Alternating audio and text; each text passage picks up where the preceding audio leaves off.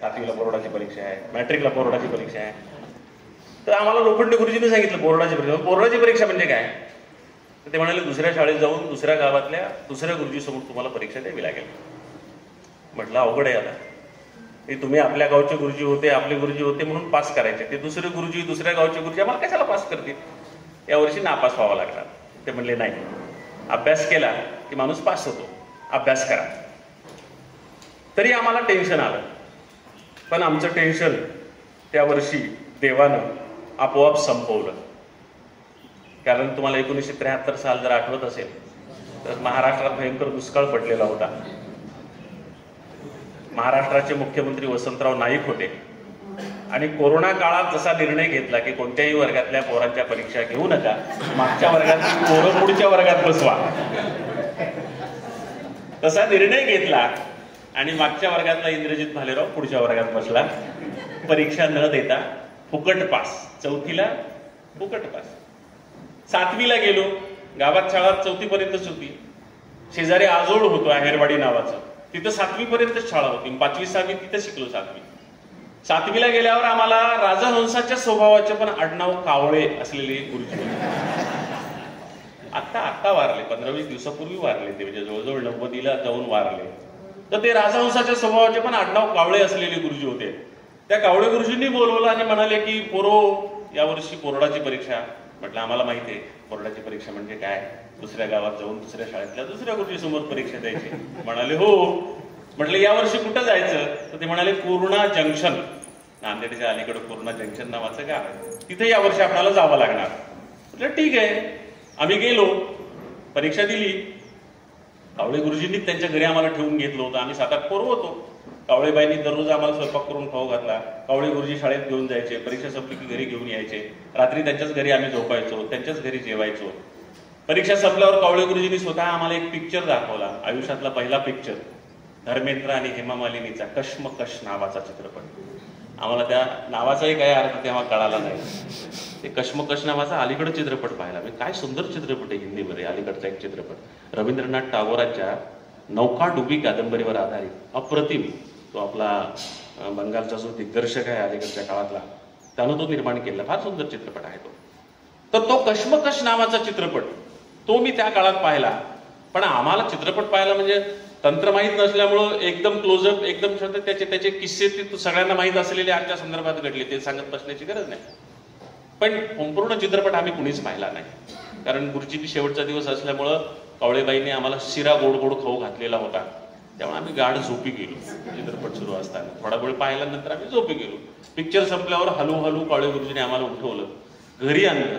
दुसऱ्या दिवशी आमच्या घरी आणून सोडलं. जून महिना उजाडला.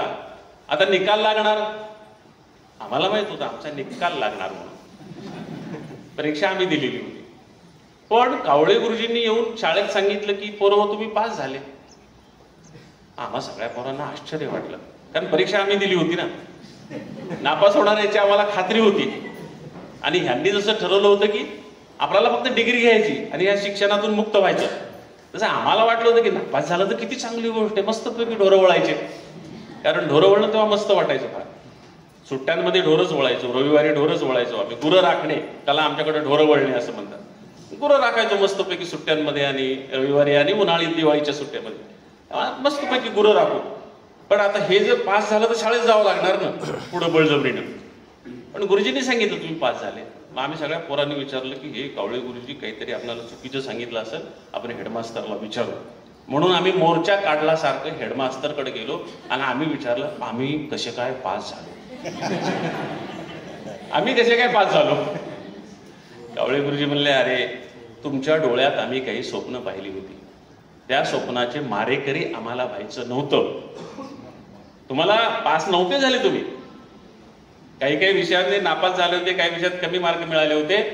पण आम्ही असा निर्णय घेतला की या पोरांना आता नापास केलं तर हे आयुष्यभर इथंच गुरु राखत बसतील, ह्यांना आपण इथून पुढं काढून देऊ, पुढचं त्यांचं काही होऊ दे.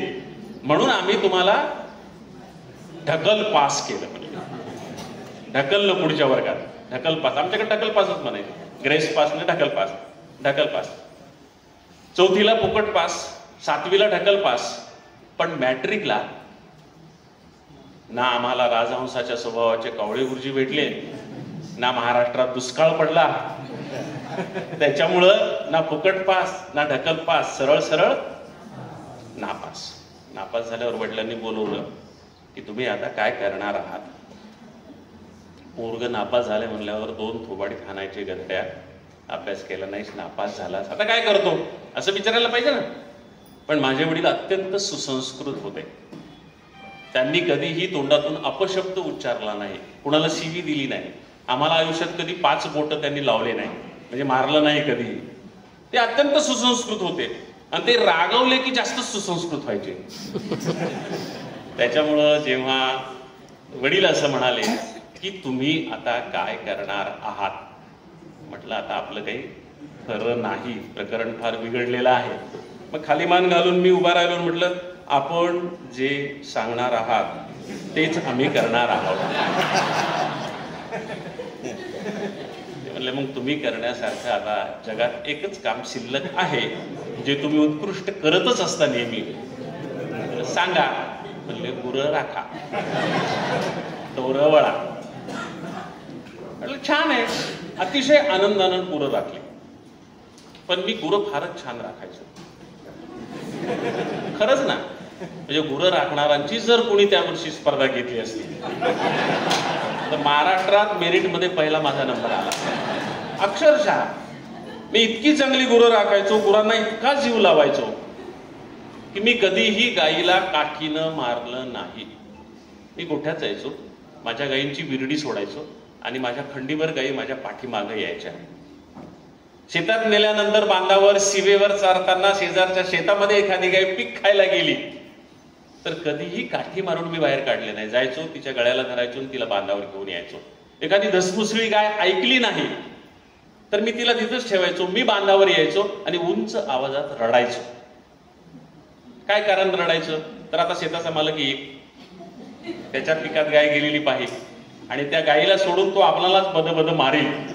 त्याच्यामुळे मी उंच आवाजात रडायचो की आता आपल्याला मार खावा लागणार.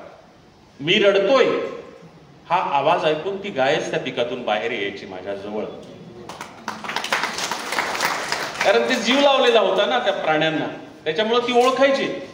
ती गाय माझ्या जवळ यायची आणि माझ्याकडे अशी वर मान करून पाहायची, माझं लेकरू का रडत आहे. मला वाटायचं गायी गवत खातात, आपण भाकरी खातो, आपण उलट का करू नये. आपण गवत का खाऊ नये, गाईला भाकरी का खाऊ घालू नये. म्हणून आईनं जे भाकरीचं गठोडं बांधून दिलेलं असायचं गुरं राखायला जाताना, त्यातली कोरकोर भाकर मी गाईच्या वासरांना चारून टाकायचो आणि दिवसभर गाईच्या पाठीमागं गवताचे कोवळे कोवळे तुरे खाऊन राहायचो. गवताच्या इतक्या चवी सुंदर मी अनुभवलेल्या आहेत की आपल्या भाज्या म्हणजे गवतच आहेत. जास्त चवदार गवत आपण बाजूला काढली, त्याच्या भाज्या केल्या, आणखी बरीच गवत बाजूला राहिलेली आहेत. इतकी सुंदर सुंदर मी आठवतं, मी मोजायचो, मी फुलांचे गंध मोजायचो, गवताच्या चवी मोजायचो, तर 72 प्रकारच्या गवताच्या चवी मी चाखलेल्या आहेत. इतक्या गवताच्या चवी. आणि पुढं मग मी सांगितल्याप्रमाणे R.R. पाटील मित्र झाले, कधीतरी मुंबईला बोलवायचे त्यांच्या रामटेक बंगल्यावर. आणि त्या बंगल्यावर बोलवल्यावर 4-4, 5-5 दिवस आम्ही मुक्कामी असायचो. तिकडून यशवंत पाटणे यायचे, अरुण शेवटे यायचे, तुमचे नागपूरचे कलेक्टर प्रभाकर पाटील यायचे. आणि मग तिथं कधीतरी ते आम्हाला ताज हॉटेलवर जेवायला न्यायचे. आम्ही तिथं काही काय खाऊ घालायचे. पण तिथं सुद्धा इतक्या सुंदर चवी अनुभवायला मिळाल्या नाहीत. इतक्या सुंदर चवी गाईच्या गुरामागं गवताचे शेंडे चाखताना मी अनुभवलेले आहे. मला सांगा, इतकी चांगली गुरं कोणी राखली असतील का? घेतली असती स्पर्धा तर आलो असतो का ना मेरिटमध्ये पहिला. पण माझ्या बापानं मला कधीही त्या गोष्टीचं कौतुक केलं नाही, कारण मी घरचा गुराखी होतो. बाहेरचा गुराखी लावला असता तर त्याला गुराखोळ द्यावी लागली असती, साल द्यावं लागलं असतं. आमच्याकडे त्या गुराख्याला जोडे देतात, त्याला कपडे करतात, त्याला खाऊ घालतात, त्याला पैसे देतात. मी घरचाच गुराखी होतो, हाकलून दिलं फक्त. पण मी एन्जॉय केलं, खूप चांगलं एन्जॉय केलं. आणि तुम्हाला सांगतो, पुढं जेव्हा मी लेखक झालो, काय लिहायचं, तर मी छानपैकी गुरं राखली त्या अनुभवावर पुस्तक लिहिलं, गाई घरा आल्या नावाचं. 1997 साली ते प्रकाशित झालं. 1997 साली. आणि 98 साली त्या पुस्तकाला मराठी भाषेत प्रकाशित झालेल्या 1200 पुस्तकांपैकी सगळ्यात उत्कृष्ट ललित गद्याचं पुस्तक म्हणून महाराष्ट्र शासनाचा पुरस्कार मिळाला गाई घरा आल्याला. तेव्हा कधी नव्हे ते मंत्रालयात पारितोषिक वितरणाचा समारंभ झाला. आधी कधी झाला नाही, नंतर कधी झाला नाही. मनोहर जोशी मुख्यमंत्री होते, गोपीनाथराव मुंडे उपमुख्यमंत्री होते. मंत्रालयात म्हणजे मी जर गुरं राखणं माझ्या वाट्याला आलेलं आहे असं म्हणून खचून गेलो असतो आणि तिथंच राहिलो असतो तर पुढे येऊ शकलो नसतो. पण ठीक आहे ना, गुरं राखायची वेळ आली ना तर इतकी चांगली गुरं राखू, इतकी चांगली गुरं राखू की तिथली कुणीच चांगलं राखलं नसतील. आणि मग नंतर त्या लिहायची वेळ आली तेव्हा आपण त्याच अनुभवावर लिहूयात. जर गुरं राखायची माझ्यावर वेळ आली नसती तर गाई घरा आल्या पुस्तक मला लिहिता आलं नसतं. गाई घरा आल्या पुस्तक लिहिता आलं नसतं तर मला शासनाचा सन्मान मिळाला नसता. याच पुस्तकातली हिरा नावाची एक कथा आहे. मी गुरं राखायचो त्यावेळेस माझ्यासोबत एक कैकाड्याची मुलगी होती हिरा नावाची. ती पण गुरं राखायची. तिची माझ्या मैत्रीवर आधारित ती कथा आहे हिरा नावाची. ती कर्नाटकमध्ये 20 वर्ष अभ्यासक्रमामध्ये होती. कर्नाटकमध्ये जो मराठीचा अभ्यासक्रम आहे, आता परिचय सांगणाऱ्या सरांनी जे सांगितलं की कर्नाटकमध्ये त्यांचं साहित्य अभ्यास मॅट्रिकच्या पुस्तकामध्ये ती हिरा कथा 20 वर्ष अभ्यासक्रमाला होती. त्या गाई घरा आल्यामधली कथा. त्याच्यामुळं हे आपल्या आयुष्यातले अनुभव जे आहेत ते अनुभव लेखकाच्या वाट्याला आल्यावर कधीच वाया जात नाहीत. कुठलाही बारीक बारीक बारीक अनुभव लेखकाच्या आयुष्यामध्ये, लेखकाच्या लेखनामध्ये रंग भरत असतो. तशा त्या गायी वळण्यानं सुद्धा, गुरं राखण्यानं सुद्धा माझ्या आयुष्यामध्ये रंग भरलेले आहेत. मी एका बाजूने तुम्हाला सांगत होतो की फुकट पास, ढकल पास, नापास, पण त्याच वेळेला मला काय येत होतं हे जर मी तुम्हाला सांगितलं तर कदाचित त्याचंही तुम्हाला आश्चर्य वाटेल. मी 5वीच्या वर्गात असताना मला संपूर्ण भगवद्गीता संस्कृतमधून 700 श्लोक, 18 अध्याय मुखपाठ होते. मुखपाठ होते. धर्मक्षत्रे कुरुक्षत्रे समवेता युत्सव मामका पांडवाश्चैव किम कुर्वत संजय इथपासून ते यत्र योगेश्वर कृष्णो यत्र पार्थो धनुर्धर तत्र श्रीर विजयो भूतीर ध्रुवा नीतीर मतीर मम पर्यंत संपूर्ण भगवद्गीता संस्कृत मधून मुखपाठ होती. ते शिकवायला आम्हाला आमच्या वडिलांनी एक विदुषा आणून ठेवल्या होत्या संस्कृत गावामध्ये. त्याच्यामुळे ती 5वीला असतानाच आम्ही संपूर्ण भगवद्गीता मुखपाठ केलेली होती. 6वीच्या वर्गात असताना चक्रधर स्वामींचा 150 सूत्रांचा संपूर्ण सूत्रपाठ मी मुखपाठ केलेला होता. 7वीच्या वर्गात असताना मी बहिणाबाई चौधरींच्या 52 कविता पाठ केल्या होत्या. मी ज्या गुरुजींचा उल्लेख केला, खानदेशातले बहिणाबाईच्या गावची गुरुजी होती माझ्याकडे. मी त्यांच्या पाठीमागे लागलो. ते म्हणाले, अरे तुला बहिणाबाई एवढी आवडते. बहिणाबाई तर माझ्या गावची होती. अभ्यासक्रमामध्ये बहिणाबाईच्या तेव्हा 2च कविता होत्या, मन नावाची कविता आणि संसार नावाची कविता. 2च कविता होत्या. मला दोन्ही पाठ होत्या. ते म्हणतात तुला दोन्ही कविता पाठ आहेत, बहिणाबाई तर माझ्या गावची आहेत, मला पाठ नाहीत त्या कविता. म्हटलं मग मला तुमच्या गावाला घेऊन जा ना. त्यांच्या पाठीमागे लागलो आणि त्यांच्या गावी गेलो, असोद्याला, खानदेशामध्ये, उन्हाळ्याच्या सुट्टीत. आणि तिथून बहिणाबाईंच्या सगळ्या कविता लिहून आणल्या. पुस्तक तिथं एकच होतं त्यांच्या घरी सुद्धा, बहिणाबाई चौधरींच्या घरी, त्यांच्या मुलांकडून सगळ्या कविता लिहून आणल्या. आणि 7वीला असताना संपूर्ण बहिणाबाईंच्या कविता पाठ केल्या. मला अजूनही बहिणाबाईंच्या सगळ्या कविता पाठ आहेत. तर 8वी 9वी 10वीला असंच मी काय काय पाठ करत गेलो.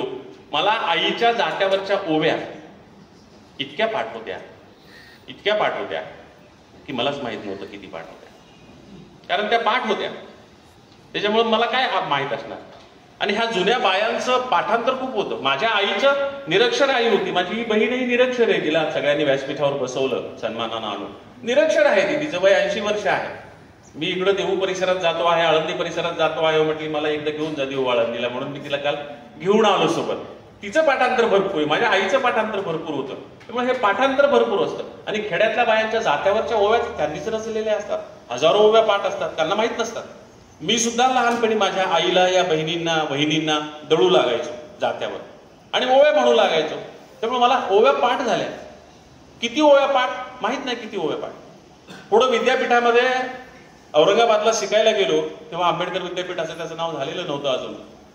प्रभाकर मांडे ज्यांना पुढे पद्मश्री मिळाला लोकसाहित्याच्या अभ्यासातल्या सखोलतेसाठी, ते पद्मश्री प्रभाकर मांडे आम्हाला लोकसाहित्य शिकवायला होते.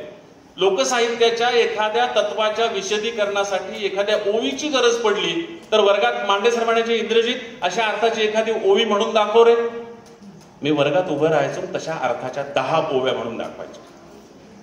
ते मला म्हणायचे एक ओवी म्हण. म्हटलं तर 10 ओव्या म्हणतोस, त्याला किती ओव्या पाठ आहेत? तर म्हटलं सर पाठ आहेत, त्याच्यामुळे किती आहेत माहित नाही. मग त्यांच्या टेबलवर 200 पानाचं एक रजिस्टर होतं. म्हणाले हे घेऊन जा आणि लिहून आण तुला किती ओव्या पाठ आहेत. तर आंबेडकर विद्यापीठामध्ये वसतिगृह क्रमांक 1 मध्ये खोली क्रमांक 93 मध्ये मी राहत होतो. रजिस्टर घेऊन गेलो मांडे सरांनी दिलेलं आणि ओव्या लिहायला सुरुवात केल्या. बाकीची सगळी कामं धामं करत करत एक दिवस संपला, एक रात्र संपली, दुसरा दिवस संपला, दुसरी रात्र संपली, तिसरा दिवस संपला, तिसरी रात्र संपली. मांडे सरांनी दिलेलं रजिस्टर संपलं, पण माझं ओव्या लिहिणं संपलं नाही. चौथ्या दिवशी वर्गात येऊन मांडे सरांच्या हातात रजिस्टर दिलं. 5व्या दिवशी वर्गात मांडे सरांनी विचारलं, इंद्रजित माहिती आहे का तुला किती ओव्या पाठ आहेत? म्हटलं सर माझा वेळ सगळा लिहिण्यात गेला. ते म्हणले माझी रात्र सगळी मोजण्यात गेली. म्हणाले तुला किती ओव्या पाठ आहेत? म्हटलं सर किती ओव्या पाठ आहेत? ते म्हणजे तुला जात्यावरच्या 2000 ओव्या पाठ आहेत. म्हटलं जात्यावरच्या 2000 ओव्या म्हणजे काय?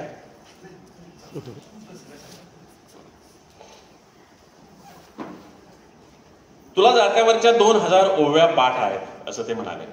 म्हटलं तुमची रजिस्टर संपलं म्हणून थांबलो, मला आणखी ओव्या पाठ आहेत.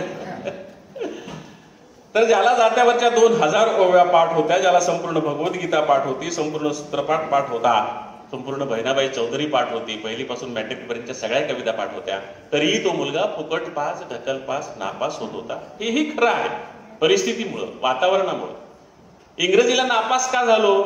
तर इंग्रजी शिकवायला आमच्या शाळेत कोणी शिक्षकच नव्हते. जे होते ते बदली होऊन गेले आणि दुसरे आलेच नाही. त्याच्यामुळे आम्हाला इंग्रजी शिकवलंच नाही कोणी. त्याच्यामुळे इंग्रजी गेलं. नाहीतरी आमचं इंग्रजी कच्चं होतं आणि हे लोक शिकवायला कोणी नसल्यामुळे ते आणखी कच्चं राहिलं. गेलो त्याच्यामुळं. नाहीतर मी तसा मेरिटचा विद्यार्थी. मॅट्रिकला जरी मी नापास झालो, आमच्या शाळेमध्ये त्यावेळेस 89ची गोष्ट आहे, 79ची गोष्ट आहे, मॅट्रिकला होतो मी. तर त्यावेळेस आमच्या शाळेमध्ये काय 14 मुलं होती, पण 14च्या 14 नापास झालो आम्ही. कुणीच पास झालं नाही. आणि नापास झालेल्यांपैकी सगळ्यात जास्त मार्क मला होते. त्याच्यामुळे शाळेत पहिला नंबर माझाच होता. जिथं शक्य होतं तिथं मी मेरिटमध्येच होतो, पण परिस्थितीच अशी होती, वातावरणच असं होतं की फुकट पास, ढकल पास, नापास हेही वाटायला आलं. त्याला इलाज नव्हता. पुढे विद्यापीठात गेलो तेव्हा विद्यापीठामध्ये मी संपूर्ण मराठवाड्यात, तेव्हा एकच विद्यापीठ होतं, आता 2 विद्यापीठ झाली, संपूर्ण 8 जिल्ह्यामध्ये मी मेरिटमध्ये झालेलो होतो. पहिलाच नंबर होता माझा MA मेरिटला. त्यामुळे ते मेरिट जरी होतं तरी हा फुकट पास, ढकल पास, नापासचा इतिहास खोटा नाही, हाही खरा आहे. काट्या कुट्याचा तुडवीत रस्ता, माझ्या गावाकडं चल माझ्या दोस्ता. काट्या कुट्याचा तुडवीत रस्ता, माझ्या गावाकडं चल माझ्या दोस्ता. कशी उन्हात उन्हात तळतात माणसं, कशी मातीत मातीत मळतात माणसं. कशी उन्हात उन्हात तळतात माणसं, कशी मातीत मातीत मळतात माणसं. कशी खातात जीवाला खस्ता, माझ्या गावाकडं चल माझ्या दोस्ता. काट्या कुट्याचा तुडवीत रस्ता, माझ्या गावाकडं चल माझ्या दोस्ता. काळ बापाच बापाच हिरवं राहणं, काळा माईन माईन पिकवलं सोनं. काळा बापाच बापाच हिरवं राहणं, काळा माईन माईन पिकवलं सोनं. पण त्यांच्या घामाचा भाव लई सस्ता, माझ्या गावाकडं चल माझ्या दोस्ता. काट्या कुट्याचा तुडवीत रस्ता, माझ्या गावाकडं चल माझ्या दोस्ता. इथं डब्यात तुला साखर लागते गोड, तिथं शेतात माझ्या बापाच्या हाताला फोड. इथं डब्यात तुला साखर लागते गोड, तिथं शेतात माझ्या बापाच्या हाताला फोड. पण भाव ठरतो त्याला न पुसता, माझ्या गावाकडं चल माझ्या दोस्ता. काट्या कुट्याचा तुडवीत रस्ता, माझ्या गावाकडं चल माझ्या दोस्ता. जेव्हा दुष्काळ दुष्काळ गिरट्या घाली, तेव्हा गावाला गावाला कुणी नवाली. जेव्हा दुष्काळ दुष्काळ गिरट्या घाली, तेव्हा गावाला गावाला कुणी नवाली. कसे सुगीत घालतात गस्ता, माझ्या गावाकडं चल माझ्या दोस्ता, काट्या कुट्याचा तुडवीत रस्ता, माझ्या गावाकडं चल माझ्या दोस्ता. या भूमीचा मूळ अधिकारी, बाप झालाय आज भिकारी. या भूमीचा मूळ अधिकारी, बाप झालाय आज भिकारी. गाव असून झालाय फिरस्ता, माझ्या गावाकडं चल माझ्या दोस्ता, काट्या कुट्याचा तुडवीत रस्ता, माझ्या गावाकडं चल माझ्या दोस्ता. कशी उन्हात तळतात माणसं, कशी मातीत मळतात माणसं, कशी खातात जीवाला खस्ता, माझ्या गावाकडं चल माझ्या दोस्ता, माझ्या गावाकडं चल माझ्या दोस्ता, माझ्या गावाकडं चल माझ्या दोस्ता. ही कविता मी कुठलंही मधलं विश्लेषण न करता तुम्हाला सरळ म्हणून दाखवलेली आहे.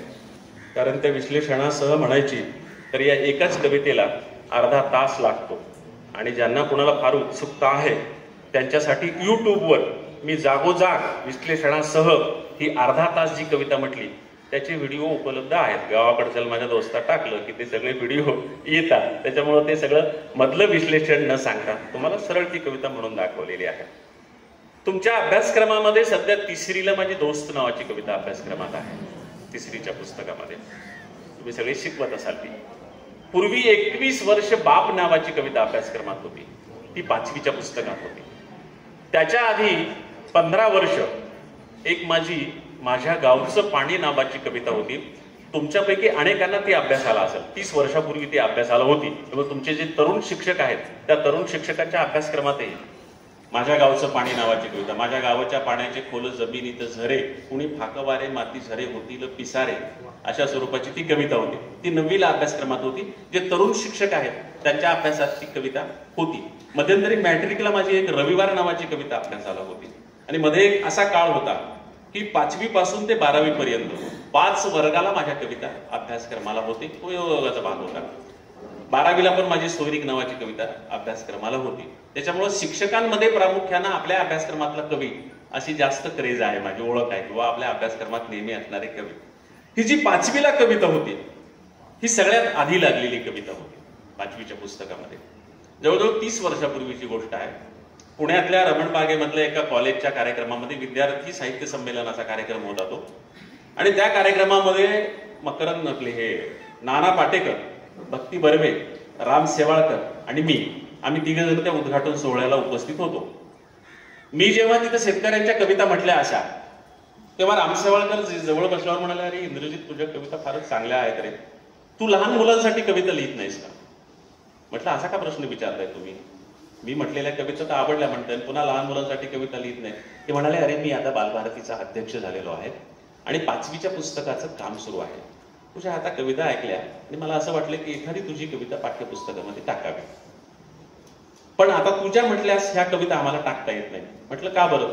तर म्हणाले, ते 5वीच्या मुलांच्या आकलन कक्षेत बसेल, त्यांना आवडेल, त्यांना कळेल, त्यांना गुणगुणाविषयी वाटेल अशी ती कविता असावी. त्यावेळेस ती बाप कविता मी त्यांच्या हातात दिली होती.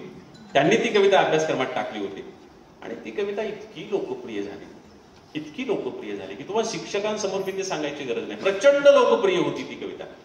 एकदा नव्हे, दोनदा नव्हे, 3 वेळा रिपीट ती कविता अभ्यासक्रमाला लागली. पाठ्यपुस्तक निर्मिती मंडळाच्या इतिहासात असं कधीही घडलं नव्हतं की एक कविता 3 वेळा पुस्तक बदललं तरी त्या पुस्तकामध्ये अभ्यासक्रमाला. पहिल्यांदा जेव्हा ती कविता पुस्तक बदललेल्या पुस्तकातही ती कविता आली तेव्हा 2 शिक्षकांनी मला किस्सा सांगितला होता. ते म्हणले, आमच्या शाळेत पुस्तक आलं ते नवीन बदललेलं आणि शिक्षक चाळू लागले. तर एका शिक्षकाने म्हटले की अहो गुरुजी हे पहा ना, हो या पुस्तकात केवढी मोठी चूक झाली. म्हणले काय झालं? ते म्हणले, ते एक कविता जशाला तशी रिपीट छापली म्हणले जुन्या अभ्यासक्रमातली. कुणाची कविता? तर म्हणले ती इंद्रजित भालेरावची कविता दिसायली म्हणले, ती चुकून पुन्हा छापली म्हणले आपल्या नव्या पुस्तकात. चुकून झालं काय की म्हणले हे सगळं. ते म्हणले काय कवितेचं नाव आहे? ते म्हणले बाप. ते म्हणले बाप कधी बदलतो काय म्हणले. त्याच्यामुळे ती कविता बदलली नसेल म्हणाले, ती कविता पुन्हा अभ्यासक्रमाला लावली असेल. तर असं एकदा नव्हे, पुन्हा एकदा झालं, म्हणजे 3 वेळा अभ्यासक्रमाला लावावी लागली. आणि जेव्हा महाराष्ट्रातल्या कवींनी तक्रार करायला सुरुवात केली की दुसरे कवी नाहीत का, दुसऱ्या कविता नाहीत का, एकच कविता तुम्हाला दिसते का, पण शिक्षकांचा आग्रह असायचा, शिक्षक तज्ज्ञ मंडळींचा आग्रह असायचा की खेड्यापाड्यातल्या मुलांना ही कविता प्रचंड आवडते, ही राहू द्या अभ्यासक्रमात. पण अशा तक्रारी यायला लागल्यावर मग त्यांनी 3रीच्या पुस्तकात सध्याची जी 5वीची कविता म्हणजे बाप हे दोस्त नावाची कविता आहे ती अभ्यासाला लावली 3रीच्या पुस्तकात. आणि जेव्हा 5वीला पुन्हा आग्रह व्हायला लागला की बाप कविता राहू द्या, तर त्यावेळेस ते म्हणाले की एका आकृतीबंधामध्ये एक कवी आपल्याला एकदाच ठेवता येतो. आता 3रीला इंद्रजित भालेराव आहेत म्हटल्यावर 5वीला ठेवता येत नाही, असं कारण सांगून ती बदलावी लागली. नाहीतर ती कविता काही बदलत नव्हती. कविता अभ्यासक्रमाला लागल्यावर कवीला उत्सुकता असते ना की किती कवी आपला म्हणजे पहिल्यांदा अभ्यासाला लागली तेव्हा किती कवी, किती विद्यार्थी आपला अभ्यास करतील कवितेचा, किती लोकांपर्यंत ही कविता जाईल. तर त्यांनी सांगितलं, राम शेवाळकर म्हणाले, इंद्रजित तू आता काळजी करू नकोस, तुझी कविता महाराष्ट्राच्या 5वीला पुजली म्हणले आता, कारण की 5वीच्या पुस्तकात अभ्यासक्रमाला होती. आता इथून पुढे म्हणाले तुझी कविता वाचल्याशिवाय पुढच्या पिढ्या पुढे जाणार नाहीत. आणि खरं ठरलं, ती 21 वर्ष ती कविता पुन्हा अभ्यासक्रमाला राहिली. म्हटलं सर मला आकडा सांगा, आकडा. तर ते म्हणाले बालभारती दरवर्षी 5वीच्या पुस्तकाची 25 लाखाची एडिशन छापतं आणि 10 लाख मुलं जुनी पुस्तकं विकत घेतात. हा जुना काळ होता, आता सगळीच पुस्तकं फुकट मिळतात त्याच्यामुळे हा तो काळ नाही. तर त्यांनी मला आकडा सांगण्यासाठी सांगितलं की दरवर्षी 35 लाख मुलं 5वीला असतात तेव्हा, 30 वर्षांपूर्वी. आणि 21 वर्षे ती अभ्यासाला होती, म्हणजे 7,35,00,000 मुलं तिचा अभ्यास केला. बरं, गमतीचा भाग असा होता की ही कविता सगळ्या विद्यार्थ्यांना पाठ असायची.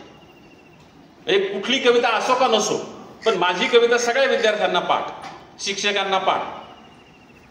एक खास सांगण्यासारखा किस्सा आहे, तो मुद्दाम सांगतो.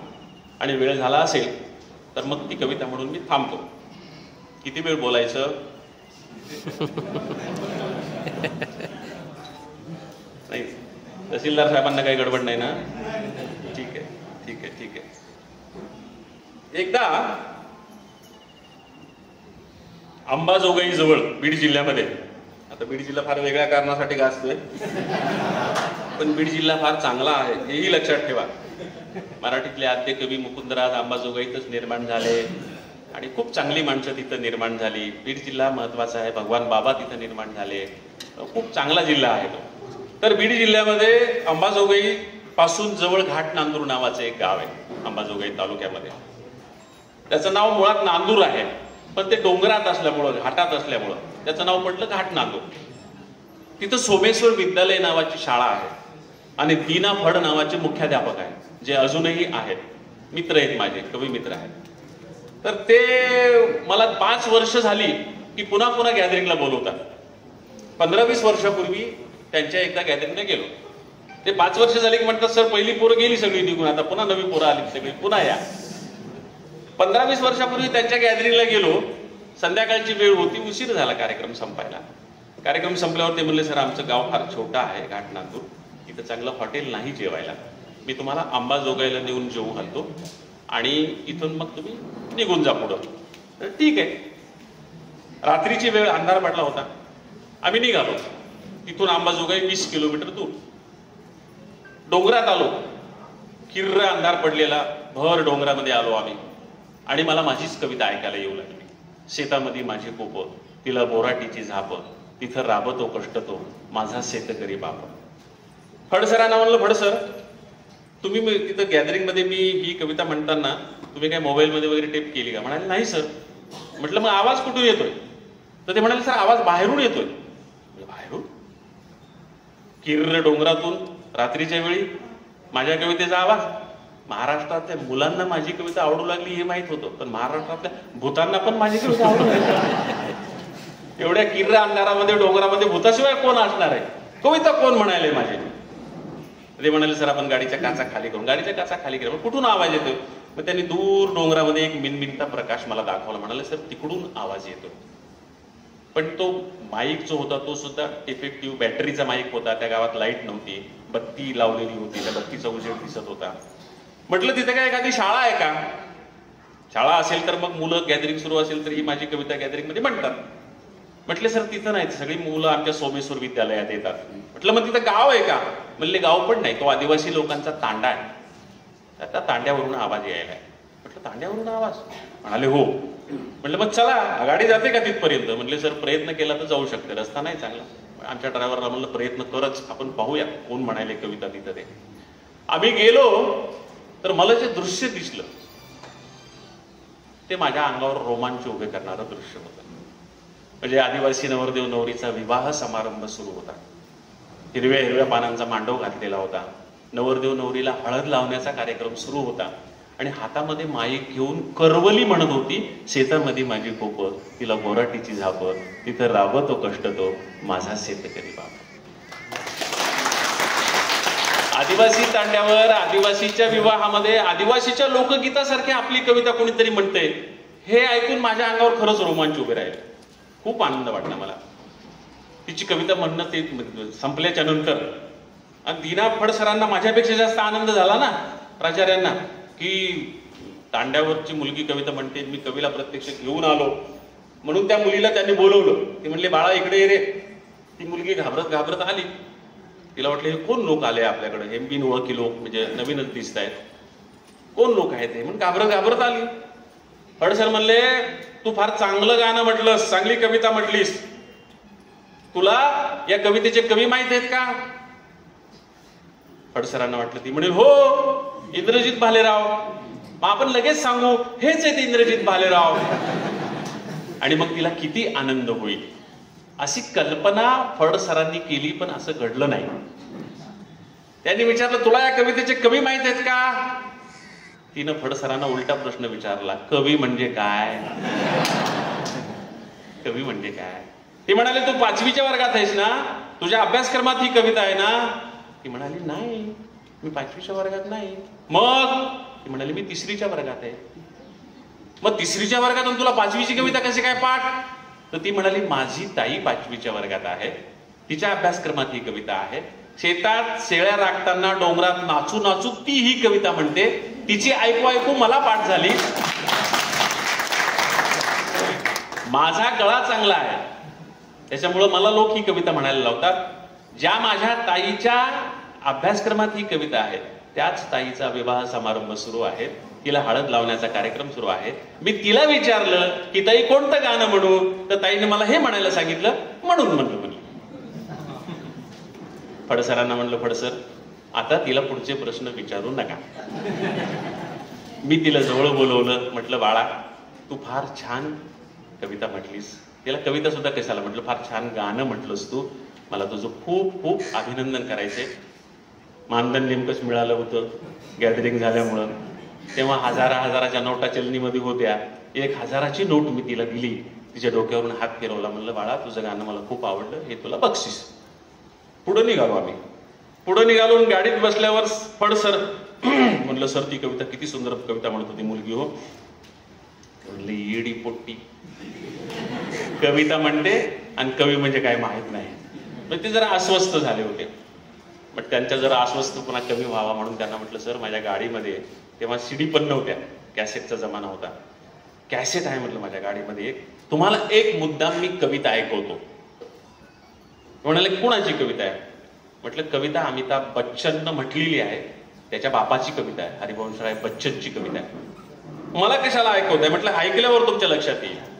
ती कविता अभिवाचन केलं होतं अमिताभ बच्चननं हरिवंशराय बच्चनच्या कवितेचं. म्हणजे ती एक संपूर्ण कॅसेटच होती, संपूर्ण ते 15-20 कवितांचं अभिवाचन केलेली बापाच्या कविता.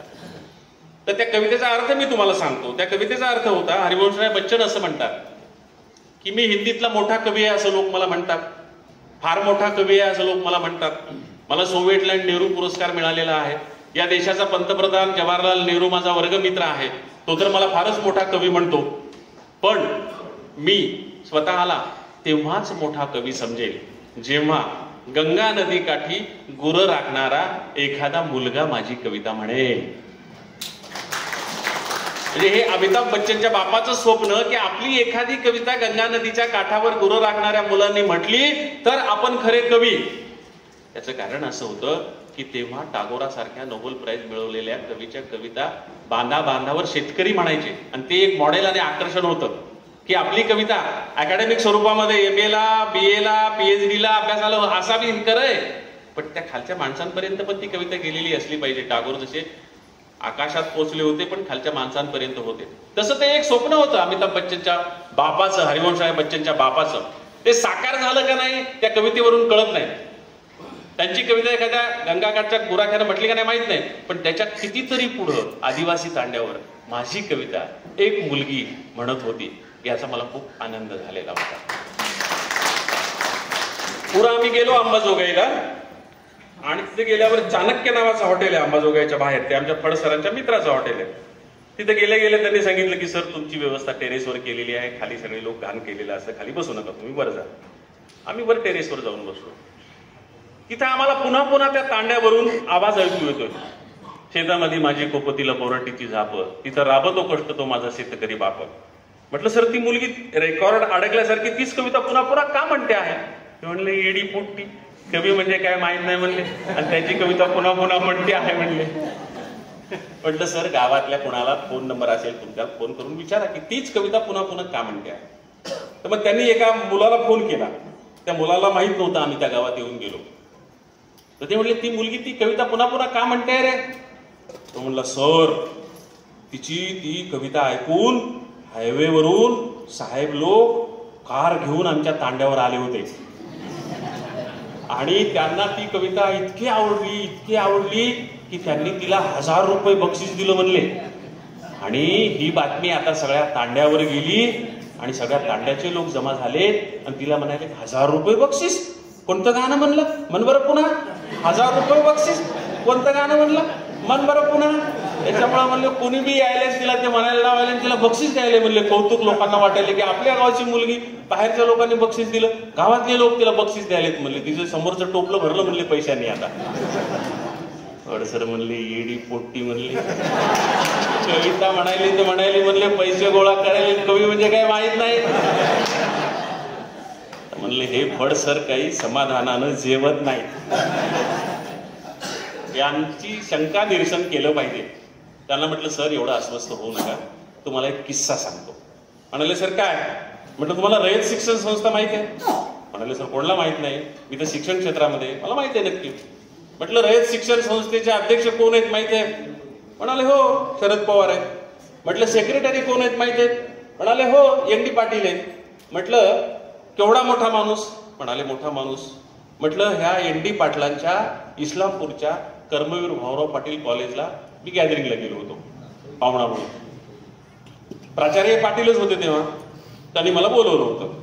मी गेलो वेळेवर, तर माझ्या आधी ND पाटील येऊन बसलेले, कारण तो वेळेचा वक्तशीरपणा पाळणारा माणूस येऊन बसलेले होते. मी गेल्या मला खूप आनंद वाटला. ND पाटलांसारख्या ज्या माणसानं शेतकऱ्यांची मोठमोठी आंदोलनं केली, जो माणूस शेतकरी कामगार पक्षाचा अध्यक्ष होता, शेतकऱ्यांची मोठी मोठी अधिवेशनं घेतली, त्याच्या समोर आपणाला शेतकऱ्यांच्या प्रश्नावर कविता म्हणायला मिळतात, याचा मला खूप आनंद होता. त्याच्यामुळे मी खूप आनंदित अवस्थेमध्ये होतो. तर मी गेल्या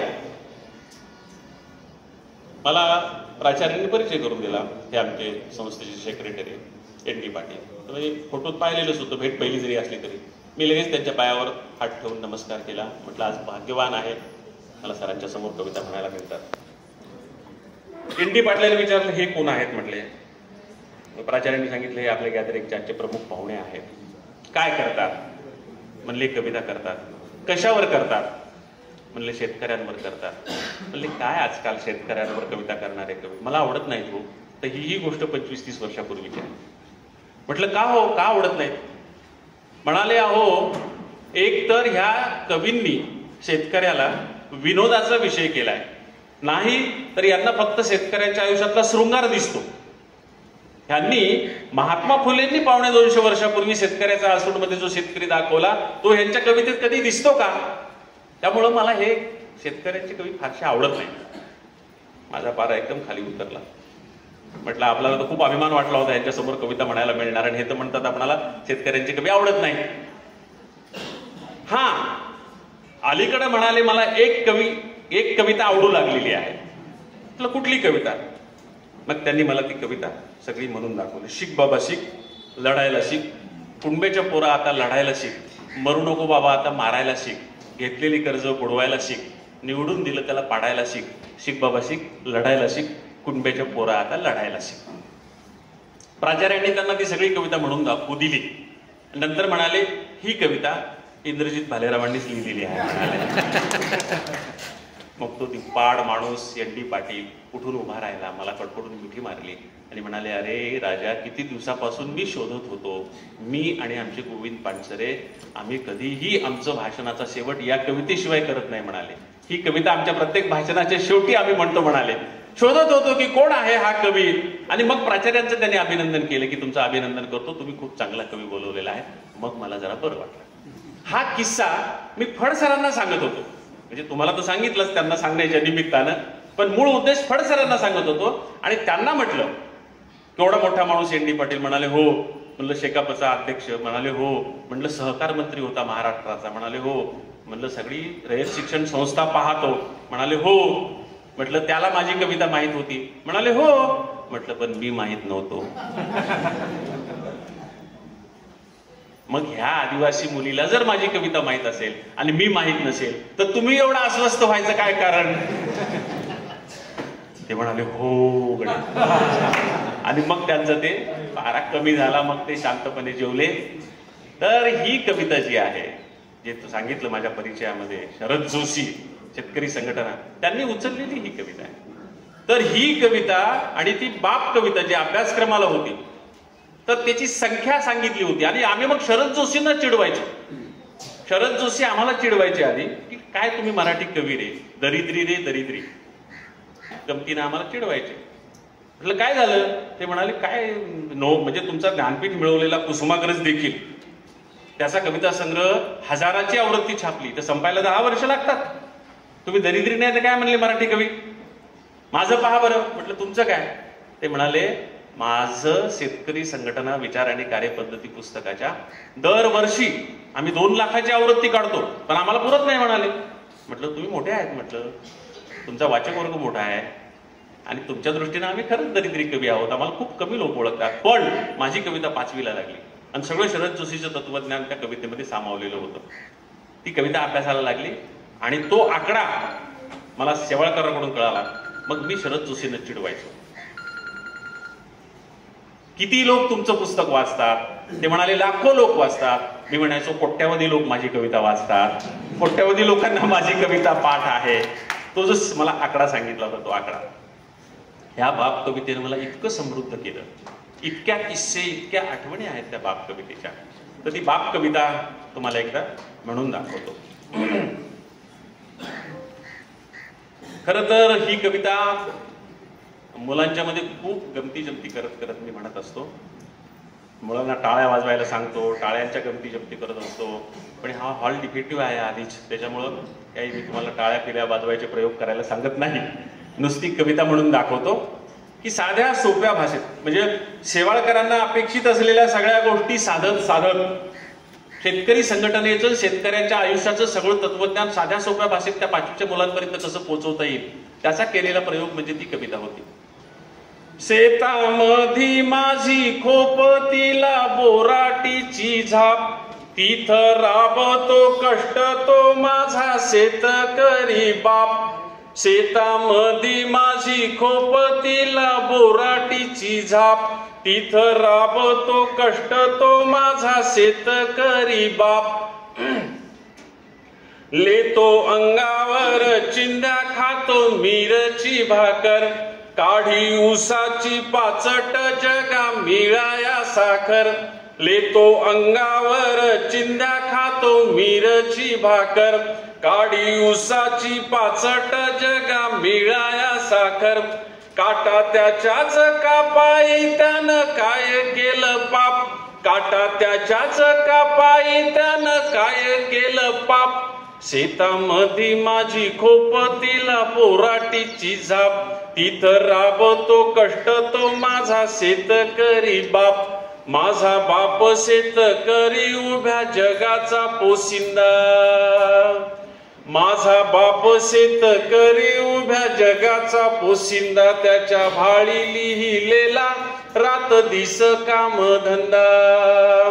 कष्ट सारे त्याच्या हाती, दुसऱ्याच्या हाती माप. कष्ट सारे त्याच्या हाती, दुसऱ्याच्या हाती माप. शेतामध्ये माझी खोप, तिला बोराटीची झाप. तिथं राबतो कष्ट तो माझा शेतकरी बाप. बाप फोडी तो लाकड, माय पेटवी ते चुल्हा. बाप फोडी तो लाकड, माय पेटवी ते चुल्हा. पिठा मागल्या घामाची काय चव सांगू तुला. आम्ही कष्टाचंच खातो, जग करी हापाहाप. आम्ही कष्टाचंच खातो, जग करी हापाहाप. शेतामध्ये माझी खोप, तिला बोराटीची झाप. तिथं राबतो कष्ट तो माझा शेतकरी बाप. शेतामध्ये माझी खोप, तिला बोराटीची झाप. तिथं राबतो कष्ट तो माझा शेतकरी बाप. अशा किती कविता आणि कितीही कविता, त्याच्यामुळे मी तासन तास बोलत जाईल. मला बोलायला सुरुवात करून 1 तास 20 मिनिटं झालेली आहेत. माझ्या घड्याळाकडे लक्ष असतं. 1 तास 20 मिनिटं झालेली आहेत. त्याच्यामुळे मी आता शेवटची कविता म्हणतो. मी खरं तर शेतकऱ्यांशिवाय दुसऱ्या विषयावर कविता लिहिल्या नाही. शेतकऱ्यांच्यावर माझ्या 500 कविता आहेत, 10 कविता संग्रह आहेत. त्यांना कोणाला फार उत्सुकता असेल त्यांच्यासाठी जे